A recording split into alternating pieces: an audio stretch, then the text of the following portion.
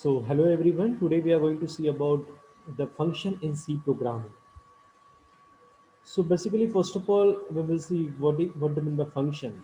A function is a group of statement that perform a specific task.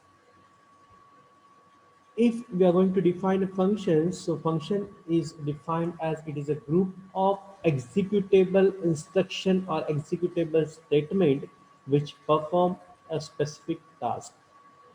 Every C program has at least a one function which is known as main function.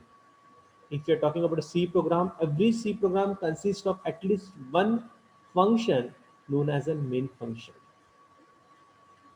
So basically, already when we have defined C programming, C program which is comes under the procedural oriented programming, and if we define the procedural oriented programming is nothing but it is a collection of set of functions. Rather, we can say C program is also consists of a set of functions. We can divide our whole program into the number of functions. Then why there is a need of function, or what are the benefits by using the functions? The very first thing is to improve the readability of the. If we are not using the concept of function, if we have started writing the program from first line to the end.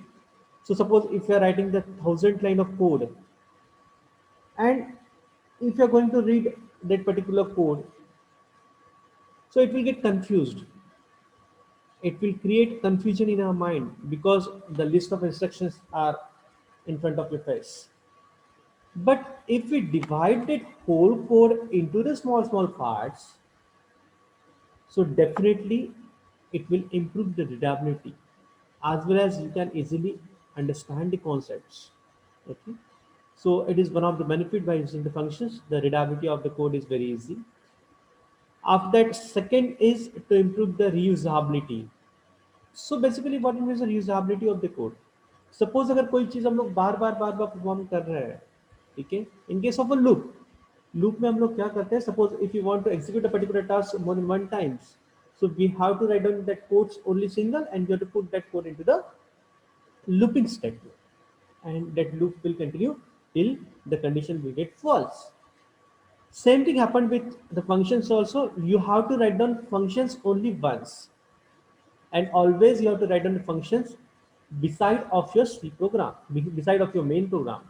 You cannot include the definition of the function into the main program. You have to write down the function definition outside of the main program.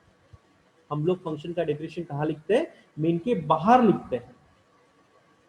एक बार हमने function का definition लिख लिया, okay, once you finish with the function definition, then you have to call that function definition into a main program n number of times. There is no any restrictions. You have to call the particular function how many times.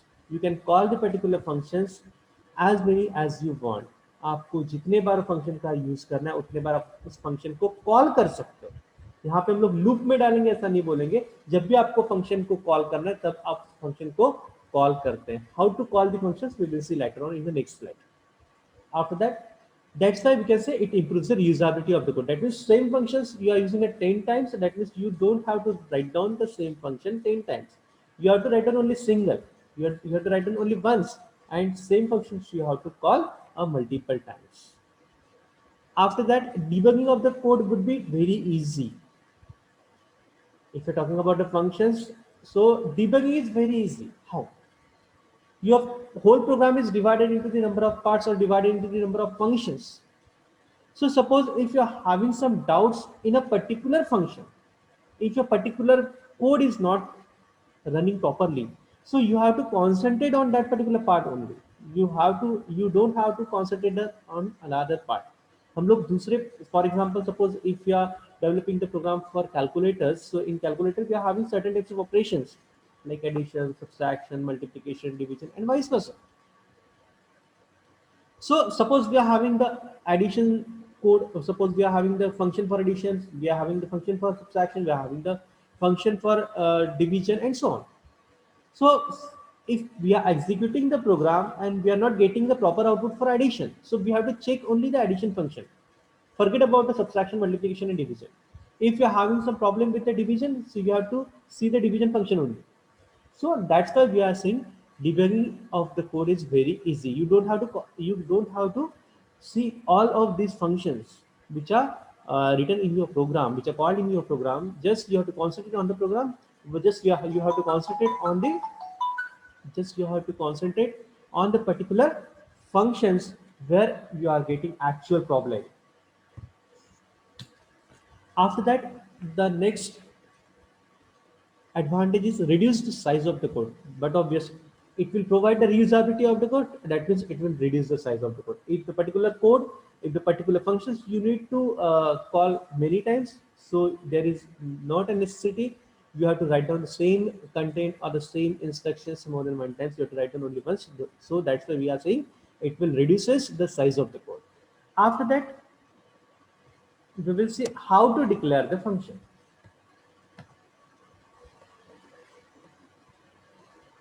After that, we'll see how to declare the function. But before that, we'll see what are the different types of function. The functions are broadly classified into two types. The first one is predefined function, or we can say a standard library function, or we can say a built-in function. Standard library function, built-in function, predefined function, all these three terms are the same word or the same name. So basically what it means, a predefined or inbuilt function, the function which is already exists in the system. ऐसे function जो already हमारे system में exist, we don't have to define that particular function. For example, main, puts, getters, printf, scanf, getch, all these are the predefined function. All these are the library function. All these are the inbuilt function. You don't have to write down the definition for that particular function. Just you have to call that function in your program. But for calling that particular functions, you need to add the appropriate file, add the appropriate header file in your program. After that, you can access any function which is available in that particular file. You can access that particular function any time, any number of time you can access the inbuilt functions or predefined function. So predefined function are those functions which are already exist in the system. You don't have to write down the definition for that. Okay. After that, the user-defined function. So basically, what it means a user-defined function. So user-defined function are those functions which are created by the user for his own requirement. जो user जो programmer खुद के लिए खुद के requirement के हिसाब से फंक्शंस लिखते हैं उसे बोला जाता है user defined function. So user defined function are those function which are created by the user only. So these are the different types of functions. After that, we'll see what is the syntax for function or how to write down the function. Functions कैसे लिखा जाता है. The very first thing is return type. The very first thing is return type. Return type, basically what it means, a return type. Return type, it means that the type of value, type of data which will be written by your function after the execution. हमारा पूरा function execute होने के बाद हमें return में कौन से type का डेटा मिलेगा, whether it is character, whether it is integer, हो सकता है कि फ्लोट मिले, हो सकता है कि डबल वैल्यू आपको मिले. So return type means the type of value which is written by your function after execution. So next one is function name. So function name is the name of the function. The function name can be anything, but it will always follow the rules and regulations of identifiers. That means the function name always start with the alphabet. It cannot start with a number. It cannot start with a special symbol, and so on. So you can give a function name anything that you want. Okay, but while giving the function name, always be remember, give a function name related to your task. Otherwise the function is performing the different task and you are giving the different name, so it will give a confusion.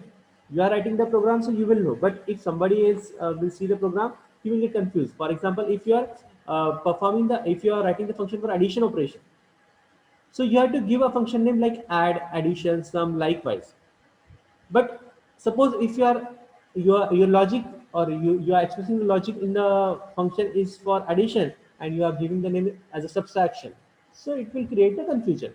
So you can give a function name anything, but try to give a name to the function which is relevant to your operations.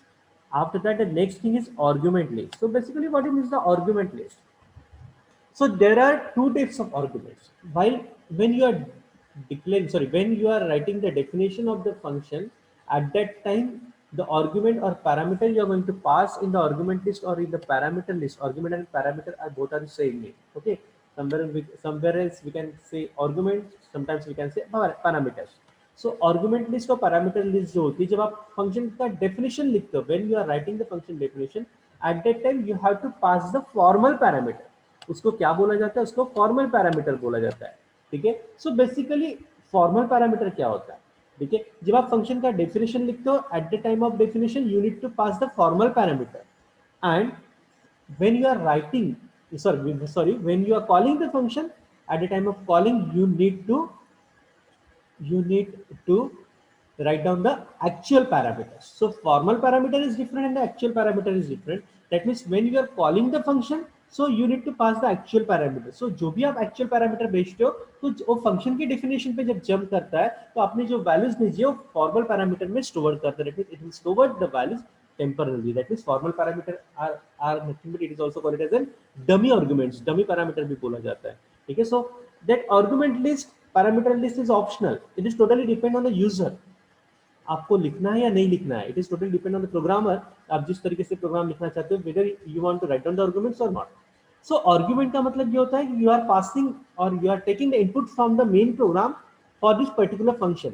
इस particular function का जो task है, ये task execute करने के लिए हमें जो इनपुट चाहिए, वो इनपुट हम लोग ये आर्गुमेंट लिस्ट से भेजते हैं. और ये आर्गुमेंट लिस्ट में जो वैल्यूज आएगी वो कहाँ से आएगी? मेन प्रोग्राम से आएगी. और मेन प्रोग्राम से आएगी यानी कहाँ से आएगी? जब एक पर्टिकुलर फंक्शन को कॉल किया जाएगा, तो कॉलिंग के समय जो वैल्यूज भेजी जाती है पैरामीटर्स लिस्ट में, दैट मींस जो आर्गुमेंट हम लोग कॉलिंग फंक्शन के साथ भेजते हैं, वो एक्चुअल पैरामीटर होते हैं. एक्चुअल पैरामीटर आपका ये जो फॉर्मल पैरामीटर है, यहाँ पे जाके स्टोर होती है. यहाँ पे जाके जो भी वेरिएबल्स हो गए, वहां पे उस वेरिएबल में जाके एप्रोप्रिएट वेरिएबल में जाके स्टोर होते हैं एंड वो वैल्यूज आप पर्टिकुलर फंक्शन में यूज करते हो.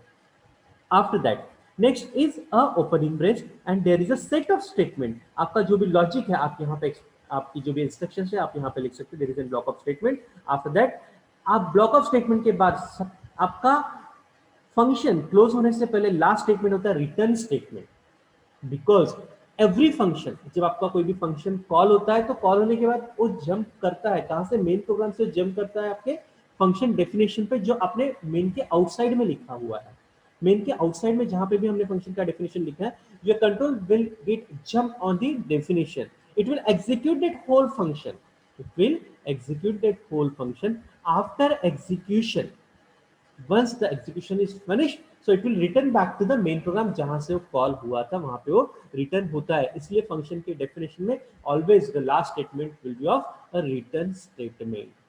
Okay, got it. So what are the different parameters, what are the different terms? Return type, that is a type of value returned by the function. Function name can be anything. After that there is an argument list, that is a formal argument list. After that opening brace, there is a set of statement, and finally the return statement. The after that there is a close brace. Okay. After that, how to declare the function? Functions को declare कैसे किया जाता है? Function declaration and function prototype, both these two terms are same. Basically, function declaration, it tells the compiler the particular function is going to be used in your program. Function declaration हमारे compiler को ये चीज बताता है कि हमारा जो whole programme है, इसमें ये पर्टिकुलर नाम का फंक्शन आगे यूज होने वाला है. विद द फंक्शन, उसका रिटर्न टाइप ये है, उसका फंक्शन नेम ये है, उसके पैरामीटर्स, उसके साथ पैरामीटर्स क्या क्या आने वाली है, हम लोग ये ऐसा लिखकर भेजते हैं. That means what is the syntax to declare the function? Just write on the return type, that is type of value returned by the function, either it is integer, character, put, whatever. After that, function name can be anything. After that, there is a parameter list. So when you are passing the parameter list, that means just you have to declare the variable list over here. For example, suppose if I declare integer max in a bracket integer num1 comma integer num2, where integer is the return type. That means that max function will return the value of a integer type. ये max नाम का जो function है, पूरा execute होने के बाद आपको जो वैल्यू रिटर्न करेगा, उसका डेटा टाइप क्या रहेगा? इंटीजर रहेगा. आफ्टर दैट यहाँ पे दो पैरामीटर पास किए, एक इंटीजर नंबर है तो दूसरा इंटीजर num2 है, और सेमीकोलन से टर्मिनेट किया हुआ है, that means it is a function declaration or you can say it's a function prototype. So when you are passing the parameters that integer num1 integer num2, these are the two formal parameters. ये जो max के साथ max नाम का जो function है इसके साथ जो पैरामीटर्स पास की गई है, वो जो दो पैरामीटर्स पास किए, दो वेरिएबल्स पास किए, वो उसको हम लोग फॉर्मल पैरामीटर बोलते हैं। दैट मीन्स ये मैक्स नाम का जब फंक्शन कॉल होगा आपके मेन प्रोग्राम में, तो मैक्स के साथ दो वैल्यूज आप लोग पास करोगे, दो वैल्यू जो पास करोगे तो पहली वैल्यू num1 में जाएगी तो दूसरी वैल्यू आपकी num2 में जाके स्टोर हो जाएगी। So when you are declaring the function, so there is a necessity, there is a requirement to pass the parameter. It is optional, okay, you have to pass or you may not have to pass. आपने पास किया तो भी चलेगा, नहीं किया तो भी चलेगा, it is totally depend on the user कि वो फंक्शंस किस तरीके से लिखना चाहते हैं। ठीक है, after that when you are declaring the functions there is no need to give a variable name also. आपको ये नंबर num2 नहीं दिया तो भी चलेगा, but you need to specify the data type. जैसे फॉर एग्जांपल यहाँ पे हमने एक फंक्शन को डिक्लेयर किया है, इंटीजर उसका डेटा टाइप है, रिटर्न टाइप है, मैक्स उसका फंक्शन का नाम है। यहाँ पे मैंने दो वैल्यूज पास की, दो पैरामीटर्स पास किए, दो डेटा टाइप्स पास किए हुए, integer integer, that means two parameters are there.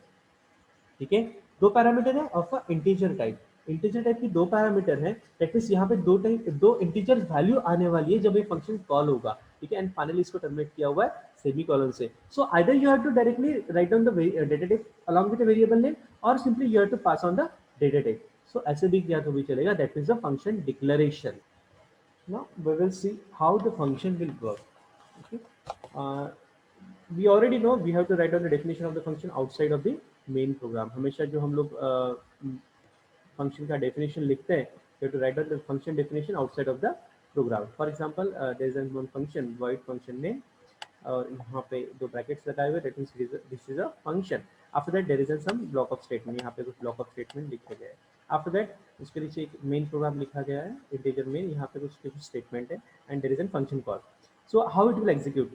Always execution start from the main program. हमेशा एग्जीक्यूशन कहाँ से स्टार्ट होता है? मेन प्रोग्राम से स्टार्ट होता है। आपने मेन के ऊपर आपने मेन छोड़ दिया और आपने 1000 फंक्शंस क्यों ना लिखे हो, तो आपका वो प्रोग्राम का कोई यूज नहीं रहेगा। पर्टिकुलर आपका प्रोग्राम है वो एग्जीक्यूशन हमेशा मेन से स्टार्ट होता है। मेन के ऊपर आपने कितना मेन आपने स्किप कर दिया और मेन के ऊपर आपने कितने भी फंक्शंस लिख दिए, so there is no use of that particular program. So always execution start from the main program, हमेशा एग्जीक्यूशन मेन प्रोग्राम से स्टार्ट होता है। So it will start from here.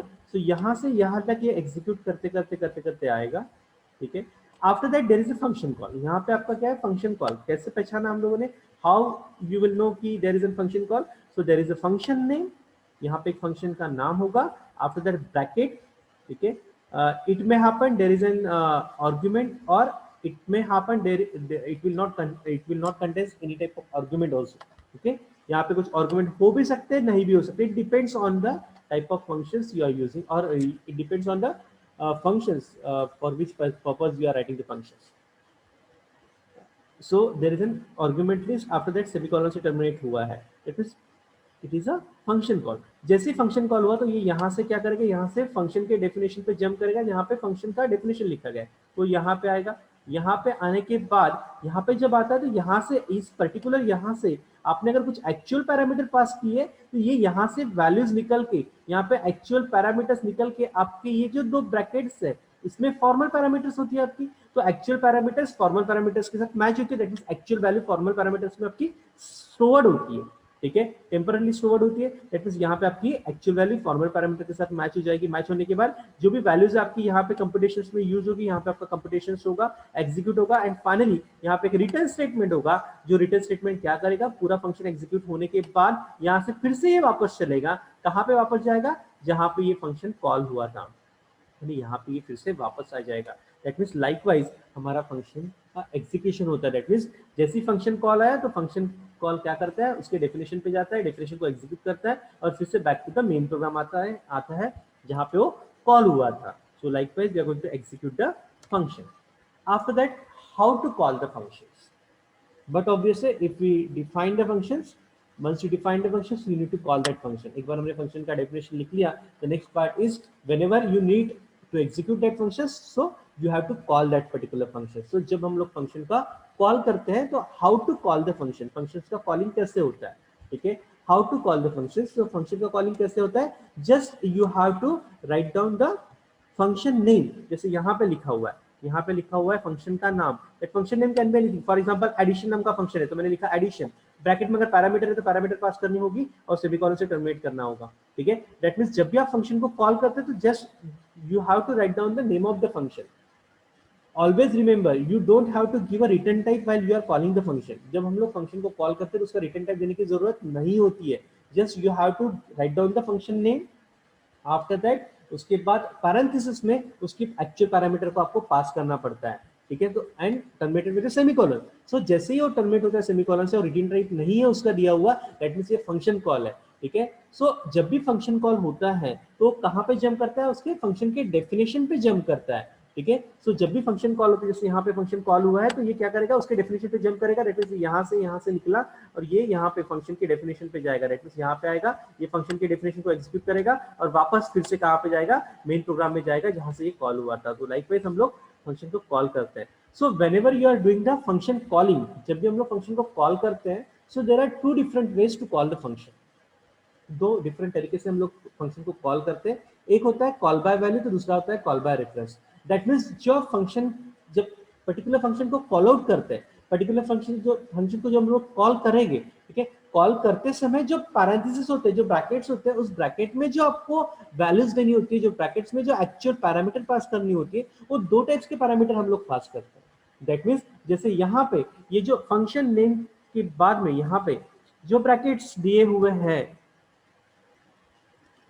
जहां पे यहाँ पे देखिए फंक्शन नेम, यहाँ पे जो भी पैरामीटर्स होती है, यहाँ पे जब आप फंक्शन को कॉल करते हो तो फंक्शन कॉल करते समय यहाँ पे पैरामीटर्स हम लोग पास करते हो, होती है एक्चुअल पैरामीटर। वो पैरामीटर कौन सी होती है, एक्चुअल पैरामीटर्स होती है, एक्चुअल वैल्यू हम लोग पास करते हैं in the form of variables हो, in the form of addresses हो, ठीक है। तो जब एक्चुअल पैरामीटर यहाँ पे जब पास करते हैं तो फंक्शन जब हम लोग कॉल करना चाहते हैं, फंक्शन को जब हम लोगों को कॉल करना होता है, सो कॉल करते समय हम लोग फंक्शन को call by value, that means actual value जब पास करते हैं तो एक तो कॉल बाय वैल्यू के थ्रू करते हैं या फिर कॉल बाय रेफरेंस के थ्रू करते हैं। That means function name, that means जब हम लोग फंक्शन को कॉल करेंगे, कॉल करते समय यहाँ पे जो पैरामीटर्स होती है in the form of value होती है या फिर in the form of reference होती है।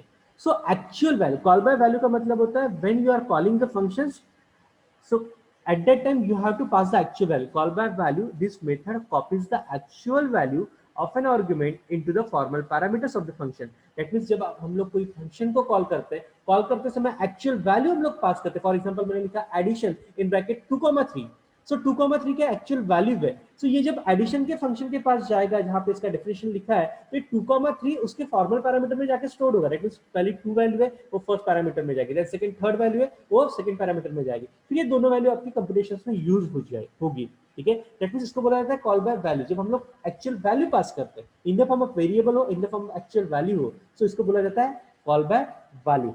Whereas call by reference, so call by value में क्या होता है कि आप जब कोई एक्चुअल वैल्यू भेजते हो, ठीक है, सो ये एक्चुअल वैल्यू आपकी dummy parameter that means formal parameter में जाके स्टोर्ड होती है, ठीक है। सो आपकी जो ओरिजिनल पैरामीटर्स है, ओरिजिनल वेरिएबल्स है, इट नेवर बी अफेक्टेड, वो कभी अफेक्ट नहीं करते हैं। So in this case changes made to the parameter inside the function have no effect on the argument. That means जो आप आर्गुमेंट पास करें उस पर कोई इफेक्ट नहीं होता है, because you are passing the actual value. जो आपकी टारगेटेड जो वेरिएबल्स है उसमें कोई भी चेंज नहीं होगा, ठीक है। इसलिए इसको बोलते हैं कॉल बाय वैल्यू, ठीक है। सिर्फ हम लोग वैल्यू पास करें, वो वैल्यू कंप्यूटेशंस में आगे यूज होगी उस पर्टिकुलर फंक्शन में, ठीक है। Whereas in call by reference, so call by reference यानी क्या होता है, आइदर हम लोग पर्टिकुलर फंक्शन को कॉल बाय वैल्यू कर सकते हैं, कुछ वैल्यू पास करके पर्टिकुलर फंक्शन को कॉल कर सकते हैं, या फिर हम लोग पर्टिकुलर फंक्शन को कॉल कर सकते हैं by passing the references of the variable. Reference means address. हम लोग फंक्शन को कॉल करेंगे लेकिन फंक्शन को कॉल करते समय जो ब्रैकेट्स में हम लोग किसी वेरिएबल के एड्रेसेस पास करेंगे। That means call by reference, this method copies the address of an argument into the formal parameter. जो भी हम लोग आर्गुमेंट भेजते हैं फंक्शन कॉल करते समय, वो आर्गुमेंट आपके फंक्शन के डेफिनेशन में जो फॉर्मल पैरामीटर्स है उसमें क्या करते हैं, स्टोर करते हैं। तो जो हम लोग जब एक्चुअल पैरामीटर पास करेंगे in the form of references pass करेंगे। So inside the main function, inside the function, the address is used to access the actual argument used in the call. This means that changes made to the parameter affect the argument. That means यहाँ से आप जो argument भेजने वाले हो तो ये argument यानी किसी का एड्रेस होगा। यहाँ पे आप एड्रेसेस पास करोगे किसी वेरिएबल के, फिर एड्रेसेस पास करोगे तो ये जो यहाँ से यहाँ पे जब जाएगा, इसके डेफिनेशन पे जब जाएगा और यहाँ पे जब आएगा वो यहाँ पे, तो यहाँ पे कोई वेरिएबल में वो एड्रेस स्टोर करेगा।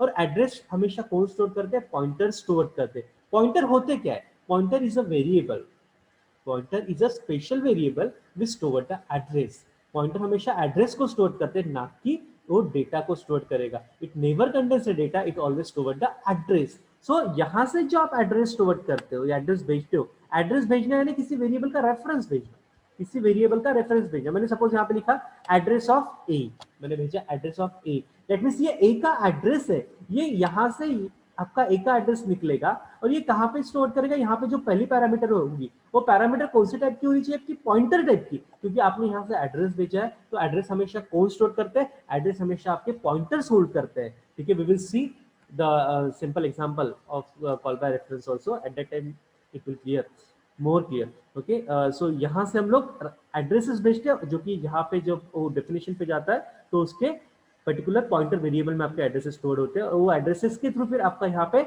जो भी वैल्यूज है वो वैल्यूज को आप कंप्यूटेशंस में यूज करते हैं। ठीक है, so there is one difference between the calling with value and calling with the references is that जब कॉल बाय वैल्यू करते हो तो आपकी जो actual parameter and formal parameters जो होती है, एक्चुअल की वैल्यू फॉर्मल में जाके स्टोर होती है, तो आपकी जो पैरामीटर होती है वो चेंज नहीं होती है।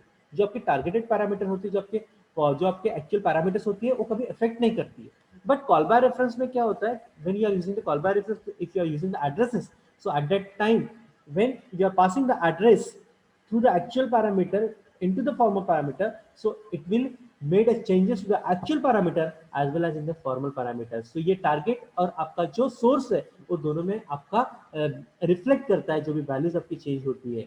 so it will reflect the actual parameter as well as the formal parameter। so likewise we are doing the calling of the function, it is call by value and call by reference। now we will see how we will use a call by value। we will see a simple program here how we will use a call by value। suppose we have written one function over here, void my function। I have written one function, the name of the function is my function। after that there is a printer, under the function I have written one simple statement, print of hello I am a function। okay, it is just a simple example of function, how the function will execute। ठीक है, ये एक simple function का example है। After that we will see how to use the call by value, call by reference. So first of all we will see how the function will execute. so I have written one function definition, void my function is the name of the function, void is a return type because void is a return type, that means this particular my function execute, after execution it will never return any value, it will return 0, that means a void, it will return null। okay, after that under the my function I have written one particular printf statement, hello I am function। okay, I have written one main program, always execution of your program will start from the main program, main function। हमेशा आपका जो execution start होता है वो main से start होता है। सो always execution start from the main, so main पे जाएगा, मेन से स्टार्ट करेंगे हम लोग integer main.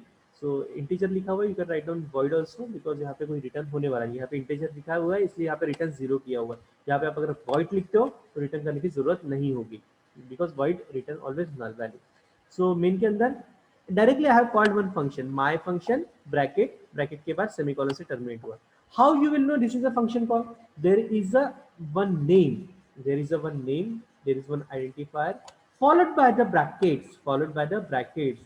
it may happen कि कई बार यहाँ पे आपको पैरामीटर्स मिलेगी, कभी नहीं भी मिल सकते, डिपेंड्स ऑन द फंक्शन कि आपने फंक्शन किस तरीके से लिखा है। अब यहाँ पे कोई पैरामीटर नहीं है, जीरो पैरामीटर, जीरो आर्गुमेंट है। ठीक है, और इसको आपने टर्मिनेट किया है सेमीकोलन से, दैट मींस ये क्या हुआ, ये फंक्शन कॉल हुआ, ये फंक्शन कॉल हुआ तो ये क्या करेगा, ये फंक्शन की डेफिनेशन पे जाएगा जहां पे इसका डेफिनेशन लिखा है। तो ये यहाँ से यहाँ पे आएगा, यहाँ पे आएगा, यहाँ पे इसका फंक्शन का डेफिनेशन लिखा हुआ है, यहाँ पे आएगा, यहाँ पे ये एग्जीक्यूट करेगा, इसकी बॉडी को एग्जीक्यूट करेगा। ये फंक्शन की क्या लिखा हुआ है, print hello I am function. So answer में क्या आएगा, हेलो आई एम फंक्शन, इतना प्रिंट होगा आपका। ठीक है, प्रिंट होने के बाद ये फिर से क्या करेगा, वापस जाएगा, आपका एग्जीक्यूशन खत्म हो गया माय फंक्शन का, फिर से वापस चले गया। वापस कहाँ पे चले गया, जहां से कॉल हुआ था, यहाँ पे चले गया। ठीक है, यहाँ पे आने के बाद फिर से जहां पे कॉल हुआ था उसके जस्ट नेक्स्ट स्टेटमेंट में, अभी यहाँ पे हम लोगों ने जो वैल्यू माई फंक्शन का जो भी रिटर्न वैल्यू है इसको असाइन नहीं किया हुआ है, तो डायरेक्टली ये रिटर्न जब करेगा तो माई फंक्शन जहाँ पे कॉल हुआ है उसके नीचे में रिटर्न करेगा। ठीक है, यहाँ पे रिटर्न किया, ठीक है, रिटर्न करने के बाद वापस आने के बाद डायरेक्टली यहाँ पे वापस आया तो यहाँ पे एक रिटर्न स्टेटमेंट है। ये रिटर्न स्टेटमेंट किसका है? ये रिटर्न स्टेटमेंट ये मेन का है, ये रिटर्न स्टेटमेंट ये मेन का है। तो रिटर्न क्या करेगा? 0। तो यहाँ पे आपका 0 रिटर्न हो जाएगा। दैट मीन्स आपको आंसर में क्या मिला? Hello I am function. That means आपका मेन प्रोग्राम एग्जीक्यूट हुआ, यहाँ एग्जीक्यूट करते समय पहली इंस्ट्रक्शन आपकी फंक्शन कॉल थी, फंक्शन कॉल थी तो फंक्शन डेफिनेशन पे गया, फंक्शन डेफिनेशन को एग्जीक्यूट किया, एग्जीक्यूट करने के बाद आपको आंसर मिला हेलो आई एम फंक्शन, उसके बाद डायरेक्ट रिटर्न स्टेटमेंट है, आपका प्रोग्राम टर्मिनेट हो गया। तो लाइकवाइज हम लोग क्या करते हैं? फंक्शन को एग्जीक्यूट करते हैं। Now will see what is the difference between call by value and call by reference. So this particular question will be asked in the university examinations also. So basically, what is the difference between call by value and call by reference? Already I have explained what they mean by call by value and call by reference. So the very first difference is at call by value, a copy of actual parameter is passed into the formal parameter. Actual parameter हम लोग formal parameter के actual parameter हम लोग pass करते हैं into the formal parameters.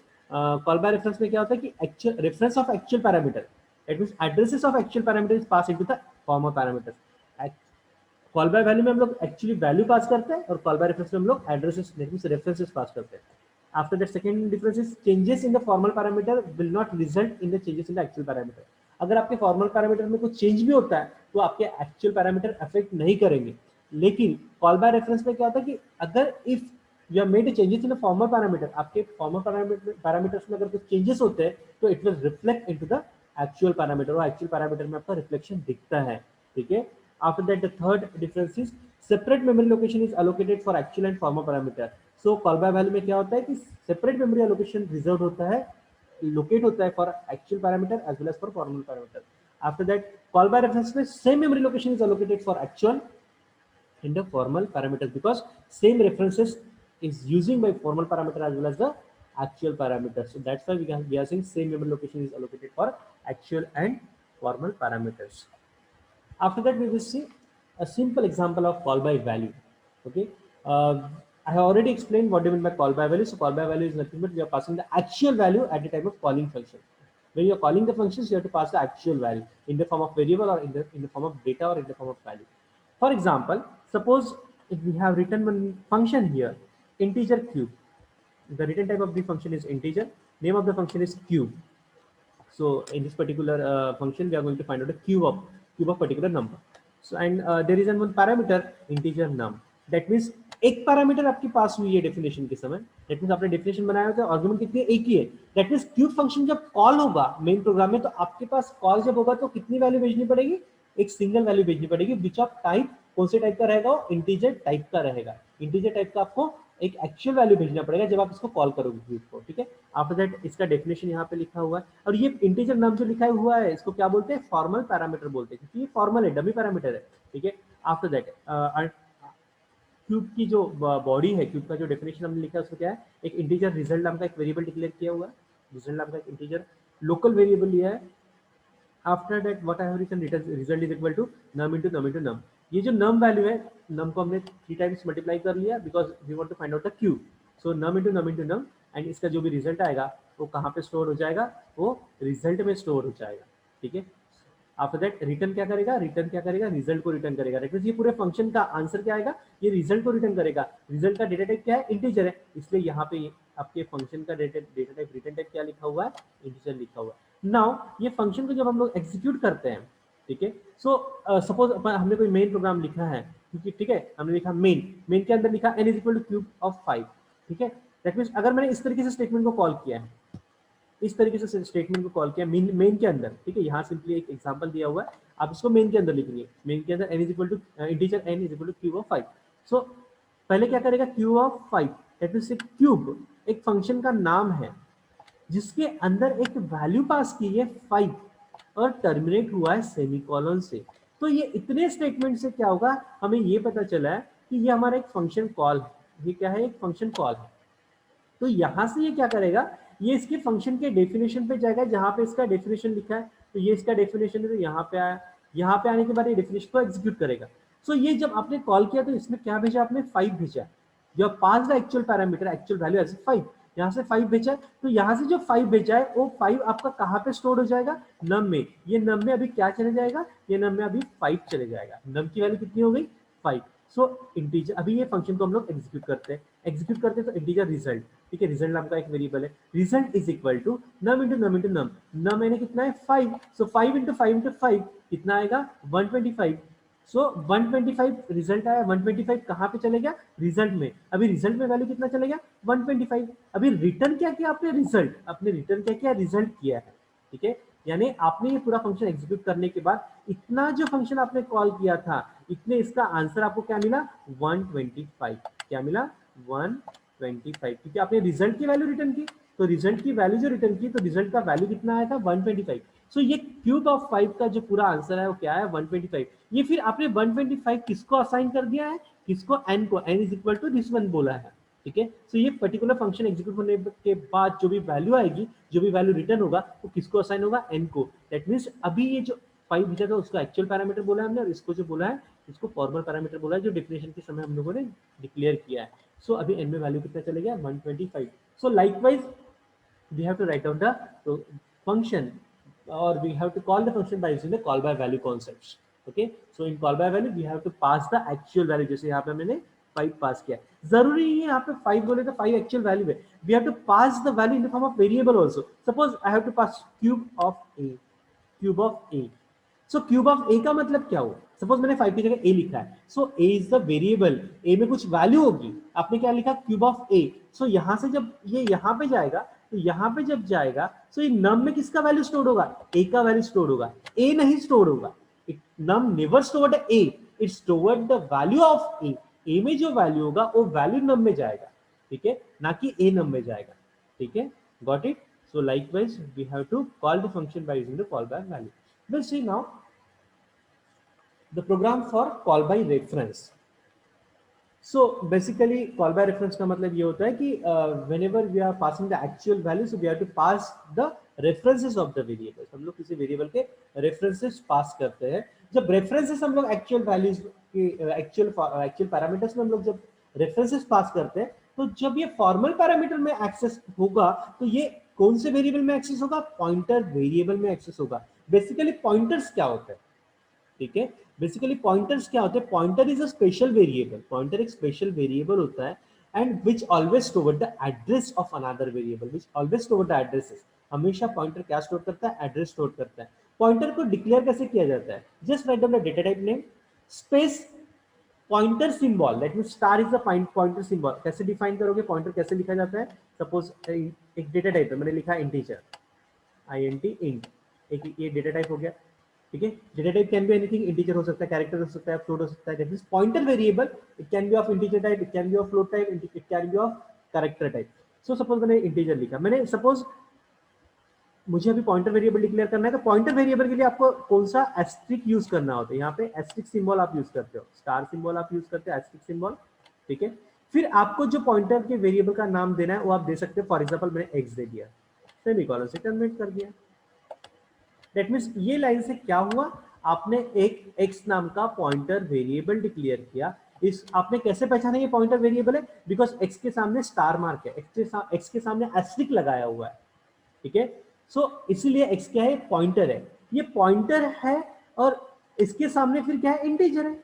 सो ये pointer है, तो ये इंटीजर टाइप का पॉइंटर वेरिएबल है। दैट मींस ये पॉइंटर वेरिएबल जो है x, ये सिर्फ और सिर्फ कौन से टाइप के वेरिएबल का एड्रेस स्टोर करेगा, only integer type of variable का एड्रेस स्टोर करेगा। Listen very carefully, suppose if you are declare integer star of x, that means x is a pointer variable, x आपका एक pointer variable है जो एक address store करने वाला है। लेकिन एड्रेस कौन से वेरिएबल का स्टोर करेगा, ऐसे वेरिएबल का स्टोर करेगा जिसका डेटा टाइप क्या है, इंटीजर है, ठीक है। ऐसे नहीं होगा कि आपने इंटीजर स्टार ऑफ एक्स लिखा है और उसमें एड्रेस स्टोर कर रहे हो कैरेक्टर वेरिएबल का, उसमें एड्रेस स्टोर कर रहे हो फ्लोट वेरिएबल का, ऐसे नहीं होगा। दैट मींस जिस पर्टिकुलर जो वेरिएबल आपने डिक्लेयर किया है पॉइंटर वेरिएबल, उसका डेटा टाइप जो होगा वैसे ही टाइप के डेटा वेरिएबल का वो एड्रेस स्टोर करता है। इस तरीके से हम लोग पॉइंटर्स को डिक्लेयर करते हैं। नाउ सिंपली मैंने यहाँ पे एक प्रोग्राम लिखा हुआ है फॉर स्वैपिंग के लिए। we are going to swap the values of two variable using the function with a call by reference। हम लोग दो वेरिएबल का वैल्यू स्वैप करने वाले using the function with a call by reference के थ्रू। ठीक है, now see what I did. Suppose मैंने एक मेन प्रोग्राम लिखा हुआ है, ठीक है, integer a is equal to 20, एक a वेरिएबल है जिसमें 20 है, एक b वेरिएबल है जिसमें 30 लिया हुआ है, ठीक है। आफ्टर दैट मैंने एक स्टेटमेंट प्रिंट किया, print before swapping value of a and b, a और b का वैल्यू मैंने डिस्प्ले किया। सो आंसर में क्या आएगा, before swapping of value of a and b is a is 20 and b is 30, ठीक है। उसके बाद नेक्स्ट स्टेटमेंट आपने क्या लिखा है, swap address of a address of b, address of a address of b, swap, swap क्या है, एक फंक्शन का नाम है। ब्रैकेट में देखिए आपने ब्रैकेट में दो वैल्यूज पास की है, address of a and address of b, a का एड्रेस और बी का एड्रेस पास किया है, सेमीकोलन से टर्मिनेट किया है। दैट मीन्स ये क्या हुआ, ये फंक्शन कॉल हुआ, ये क्या हुआ है आपका फंक्शन कॉल हुआ है। तो ये फंक्शन जब कॉल होता है तो ये क्या करता है, यहां से जब वो यहां पे जाएगा तो फंक्शन के डेफिनेशन पे जाएगा, ये फंक्शन कॉल हुआ है तो उसके फंक्शन के डेफिनेशन पे जाएगा। ये फंक्शन का डेफिनेशन यहाँ पे लिखा हुआ है, ठीक है, यहाँ पे फंक्शन का डेफिनेशन लिखा हुआ है। सो वॉइड स्वैप, ठीक है, आपके स्वैप फंक्शन का रिटर्न टाइप क्या है, वॉइड, क्योंकि रिटर्न कुछ नहीं करने वाला है, फंक्शन नेम इज स्वैप। फिर ब्रैकेट में आपने लिखा integer star x integer star y, that means ये आपके पॉइंटर वेरिएबल है, आपके स्टार एक्स स्टार वाई क्या है, ये पॉइंटर वेरिएबल है, क्योंकि आपने यहाँ से क्या भेजा है, एड्रेस भेजा है। और हमेशा अगर एड्रेस भेजते हो तो एड्रेस किसमें स्टोर होता है, एड्रेस स्टोर होता है किसी वेरिएबल, किसी पॉइंटर वेरिएबल में। इसलिए यहाँ पे अगर मैंने सिंपली एक्स और वाई लिखा होता तो एक्स और वाई में क्या स्टोर था, इसमें जो अपने जो एड्रेस भेजा है, ठीक है, ये एड्रेस स्टोर करता, लेकिन वो इन the form of value store होता था, ठीक है। लेकिन हमें क्या यूज करना है, ये जो एड्रेस ऑफ ए और एड्रेस ऑफ बी आप भेज रहे हो, दैट मींस वो किसी वेरिएबल के एड्रेसेस है, ए का एड्रेस और बी का एड्रेस है,